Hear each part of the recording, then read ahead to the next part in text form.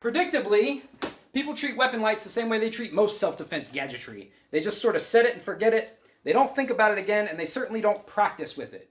But using a weapon light, there's a lot to think about. Not only are you pointing a gun at anything that you want to light up, these things are pretty bright. If you shine it on the wrong surface at the wrong time, it could blind you. That's bad. So in this video, I'm going to show you a technique that I used to use when I didn't want to blind myself or my teammates, or I didn't want to break that second rule of gun safety and point my weapon at something that I was not ready to destroy.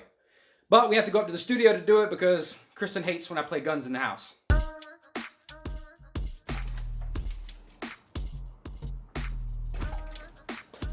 Having a weapon light is like almost always better.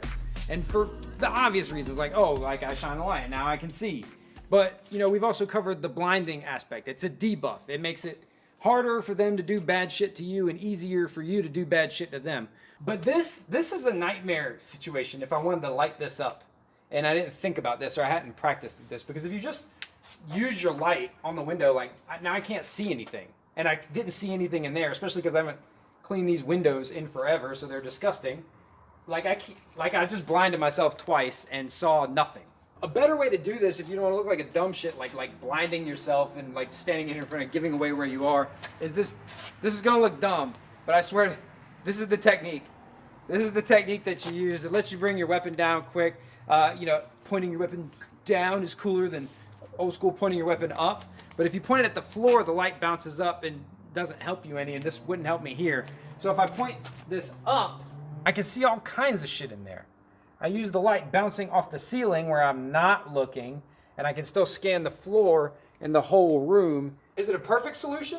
No. Is there problems with it? Yes, but there's problems with everything we're doing. We're carrying a gun looking for bad guys who want to kill us or steal shit. Like, the whole thing is screwed up.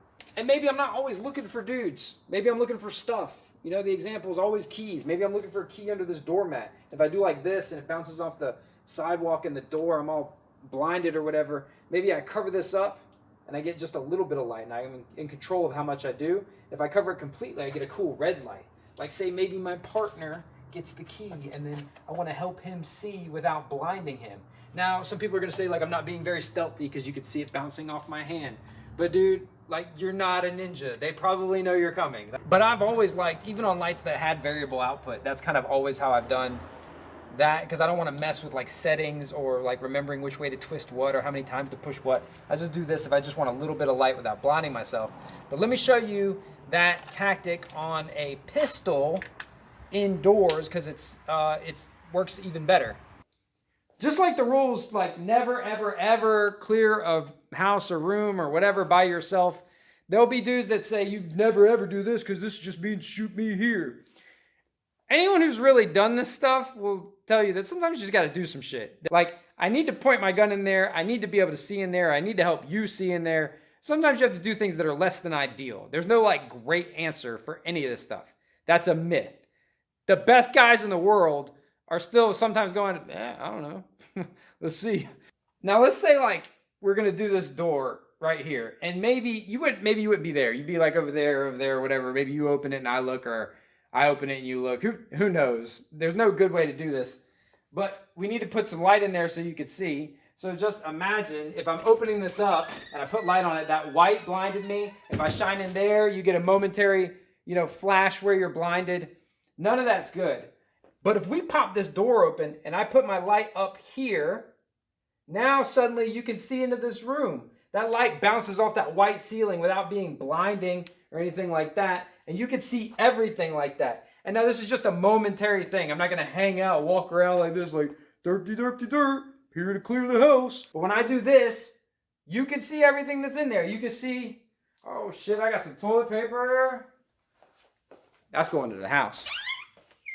And the last, like, it should be obvious option for dealing with, for whatever reason, this light is too much light.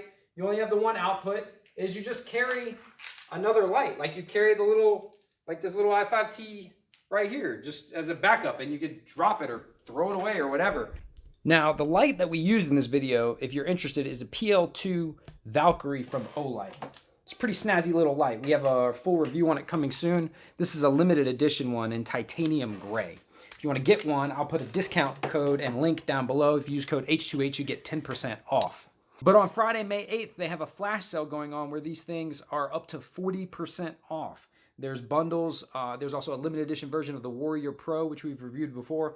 I'll link that down below. It's a pretty good deal on them. I'm also giving a bundle away on my Instagram, brand new in box. PL2 Valkyrie I5T EOS. So make sure you're following me on Instagram so you can get your very own weapon light that you can then put on your gun and never think about again or practice with.